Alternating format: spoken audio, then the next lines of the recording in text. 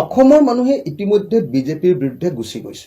গোটেই ভাৰতবৰ্ষত বিজেপিৰ বিৰুদ্ধে এটা প্ৰতিষ্ঠান বিৰোধী ঢৌ আহিছে। কিন্তু তাৰ পাছতো বিজেপি বহু ঠাইত জিকি যায়। এই কাৰণে প্ৰতিষ্ঠান বিৰোধী ঢৌ অহাৰ পাছতো বিৰোধী পক্ষবিলাকে ঐক্যবদ্ধভাৱে যেতিয়া নিৰ্বাচন নাখিলে, য'তেই বিৰোধী পক্ষই ঐক্যবদ্ধভাৱে নিৰ্বাচন খেলিছে তাতেই বিজেপি হাৰিছে, আৰু য'তেই কংগ্ৰেছে অকলে নিৰ্বাচন খেলিছে ততেই কংগ্ৰেছ হাৰিছে, বিৰোধী পক্ষ হাৰিছে। যেনেকে আটাইতকৈ ভাল সম্ভাৱনা থকা হাৰিয়ানাত কংগ্ৰেছে অকলে খেলিলে, গেলাই পেলালে, হাৰি গ'ল। কেলে বিজেপিৰ বিৰুদ্ধে যিটো প্ৰতিষ্ঠান বিৰোধী ঢৌ আহিছে তাৰ অৰ্থটো এইটো নহয় যে কংগ্ৰেছৰ পক্ষত ঢৌ আহিছে। মানুহে কংগ্ৰেছক ভাল পাইছে, কংগ্ৰেছৰ ভ্ৰষ্টাচাৰ, কংগ্ৰেছৰ দুৰ্নীতিক মানুহে পাহৰি গৈ কংগ্ৰেছক ভাল পাইছে এনেকুৱা নহয়। বিজেপিয়ে ইমান অত্যাচাৰ ভাৰতীয় মানুহক কৰিছে যে ভাৰতীয় মানুহে এতিয়া বিজেপিৰ পৰা পৰিত্ৰাণ বিচাৰিছে। কিন্তু যেতিয়া পৰিত্ৰাণ বিচাৰিছে, পৰিত্ৰাণ বিচাৰোতে বিকল্প কংগ্ৰেছ বুলি ভবা নাই, বিকল্প সমূহীয়া বিৰোধী দলবিলাক বুলি ভাবিছে। সেইকাৰণে যেতিয়াই বিৰোধী দলবিলাক ঐক্যবদ্ধ হৈছে তাত বিৰোধী দলবিলাক জিকিছে। এতিয়া অসমৰ ক্ষেত্ৰতো আমি দেখিছো যে আমি 4খন আসনত জিকাৰ পূৰ্ণ সম্ভাৱনা আছিলে, কিন্তু কংগ্ৰেছৰ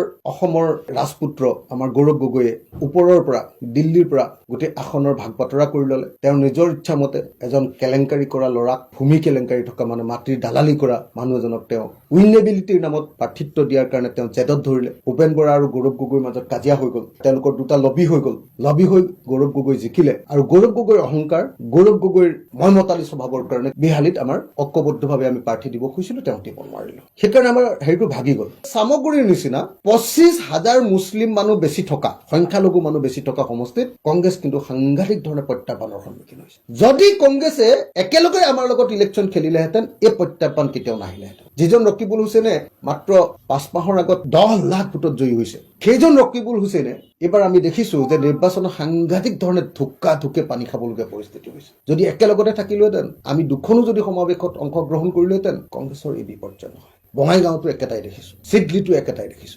কংগ্ৰেছৰ প্ৰতি সৰ্বস্তৰৰ মানুহৰ সামান্যতম ছাপোৰ্ট বা সহানুভূতি নাই। কেৱল আমি গোটেইবিলাক লগাৰ কাৰণেহে, গোটেইবিলাক ঐক্যবদ্ধ হোৱাৰ কাৰণেহে আচলতে মানুহে পৰিৱৰ্তন এটা হ'ব বুলি ভাবিছিলে। মোৰ বোধেৰে সামগ্ৰীত সঁচাকে ৰিগিং হৈছে, সামগ্ৰীত বাহুবল প্ৰদৰ্শন হৈছে, সামগ্ৰীত এডমিনিষ্ট্ৰেশ্যন ব্যৱহাৰ কৰিছে, সামগ্ৰীত নিৰ্বাচন আয়োগে পক্ষপাতিত্ব লৈছে, এইটো কথা খাটাং। 3টা ডাঙৰ চেলেঞ্জ সামগ্ৰীত হৈছিলে। 1 নম্বৰটো হ'ল যোৱাবাৰ যেতিয়া 26,000 ভোটত ৰকিবুল হুছেইন জিকিছিলে, তেতিয়া কি হয়, বাহিৰত থকা সামগ্ৰীৰ যিখিনি ল'ৰা বাহিৰত গৈ কাম কৰে, কেৰেলাত, বেংগলোৰ, চেন্নাই, যিবিলাক ল'ৰা কাম কৰে সেইবিলাক ল'ৰাই আহি ভোট দিছিল, সংখ্যালঘু ল'ৰাই। কিন্তু এইবাৰ উপ নিৰ্বাচনত অহা নাই, তেনেকুৱা 15,000 মান ভোট অহা নাই। সেইটো এটা ডাঙৰ চেলেঞ্জ বুলি আমাৰ তাৰ স্থানীয় দলৰ নেতৃবৰ্গই কৈ আছে। 2 নম্বৰ চেলেঞ্জটো হ'ল তাৰ 3টা পঞ্চায়ত মানে ইতিমধ্যে কলিয়াবৰলৈ গুচি গ'ল, নতুন সমষ্টি পুনৰ নিৰ্ধাৰণ। সেই 3টা পঞ্চায়ত তালৈ গুচি যোৱাৰ কাৰণে কি হ'ল, সেই 3টা পঞ্চায়তৰ যিবিলাক মুছলমান সংখ্যালঘু মানুহ আছিলে, 2.5 মান পঞ্চায়তত সংখ্যালঘু মানুহ আছিলে, তেওঁলোকে মানে আনুগত্য ইতিমধ্যে